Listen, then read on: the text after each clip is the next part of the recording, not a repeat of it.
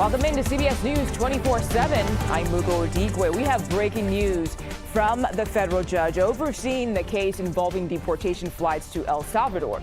U.S. District Judge James Boasberg says he found probable cause to hold the Trump administration in criminal contempt. The judge says it's for violating his orders to turn around those planes that were carrying migrants to El Salvador. So let's bring in CBS News Department of Justice reporter Jake Rosen for much more on this. Jake, what can you tell us? What have you learned? Well, in Judge Boasberg's scathing 40-plus page memo, he writes, "The Constitution does not tolerate willful disobedience of judicial orders, especially by officials of a coordinate branch who have sworn an oath to uphold it."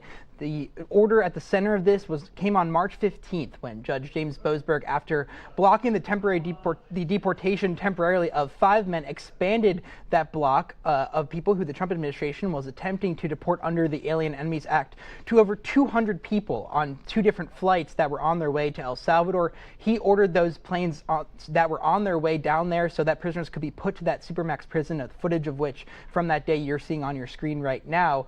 The planes did not stop, and they were outside of U.S. airspace at the time, the Department of Justice argues, and thus the judge had no authority to order those planes turned around. As a result of this, the judge and the government's lack of explanation over multiple court hearings of why they didn't listen to the order and who, Mugo, specifically at the White House or Trump administration, ordered those planes to continue despite his order. Really, we're at a break point in terms of the federal engagement between the federal judiciary here and the White House. The White House now has to be held accountable, Boasberg says, for not turning these 2 planes around. He's ordering contempt proceedings to officially begin, saying he wants to find out either the government can admit to who at the White House didn't turn those planes around, or he will get to the bottom of it through potentially live testimony on the stand or further ordered depositions in this case. Jake, I have to ask you, though, what could be the consequences here? Well, if the Department of Justice, I should back up, the Department of Justice has to agree potentially to even hear this case and prosecute themselves, essentially, in terms of this criminal conduct. If they don't agree to do that, Judge Boasberg argues that he has the power to appoint someone who will prosecute the Department of Justice for not listening to his order. Who that is obviously remains to be seen. We'll see how the Department of Justice and the Trump administration react to this, but any enforcement mechanism, whether it's a fine, whether it's potentially sanctions on someone of some kind, would have to be enforced by the U.S. Marshal Service and the Department of Justice.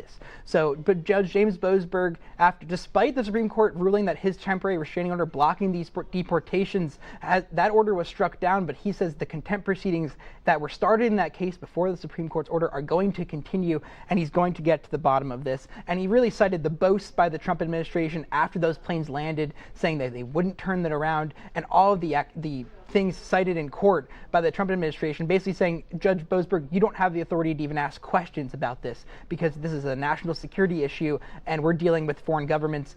You're entitled to no information. Boasberg said that's not true. He's going to get to the bottom of this situation. Wow. Much more to come out of this one, I'm sure. Jake Rosen, thank you so much. We'll talk to you again, by the way, in just a few minutes.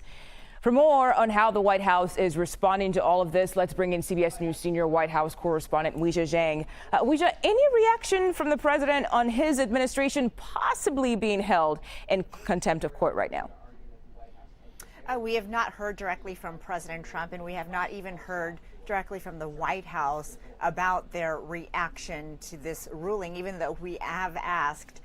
So it could come up at any time. But so far, they, are remaining silent about this. But it is very possible that the president could weigh in. He has been adamant that his administration did nothing wrong because he did use a wartime law to basically say that he's able to do this because he claims that the U.S. is at war with Venezuela, and that's why they had to deport these criminal migrants.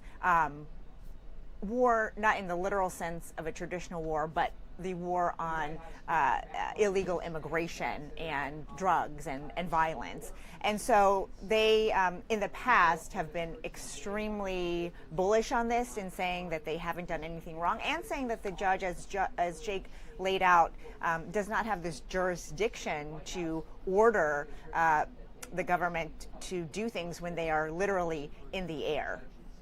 And we know one of the people on those flights was Kilmar Abrego Garcia. A hearing on his case was held just yesterday. And today, Democratic Senator Chris Van Hollen arrived in El Salvador with one goal. Let's listen to what he had to say. We'll talk to you on the other side.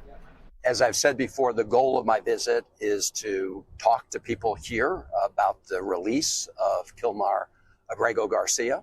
I told his wife and his family I would do everything possible to bring him home, and we're going to keep working at this until we're successful. I also hope to have the chance to meet with him, but we'll have a better idea if that works out a little later on.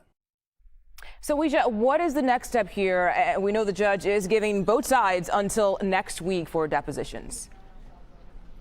Well, the senator says he wants to talk to people about Abrego Garcia's possible release, but the person he would have to talk to is the president of El Salvador, who was just here at the White House this week and made it very explicitly clear that he has no intention of releasing him back to the U.S. In fact, he used the word smuggling a terrorist back to the United States. And so the senator can go there.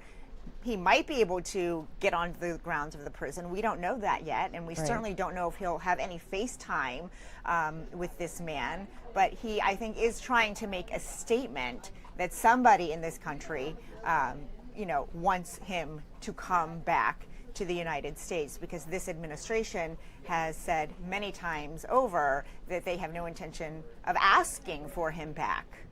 Wow. Okay. CBS News senior White House correspondent Weijia Jiang, thank you for joining us on 24/7 today.